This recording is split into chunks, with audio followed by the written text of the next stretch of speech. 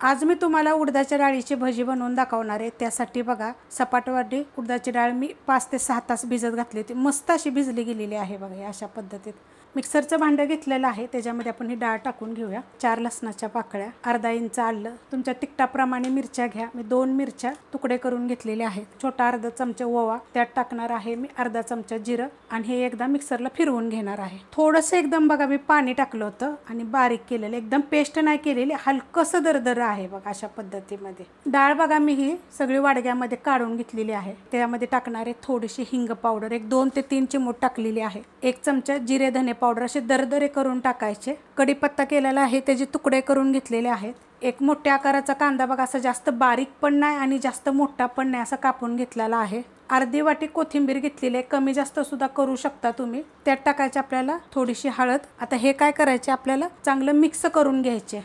चवीप्रमाणे टाकायचं मीठ।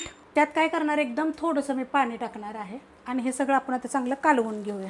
त्यात टाकणार आहे मी थोडासा खायचा सोडा, त्यावर टाकणार आहे मी थोडंसं पाणी आणि आता हे चांगलं मिक्स करून घेणार आहे। तेल ठेवलंय बघा गरम करायला, तेल आपलं गरम झालेलं आहे। त्यामध्ये आता आपण सोडून घेऊया भजी, छोटे छोटे आकाराचे भजी असे सोडून घ्यायचे बघा।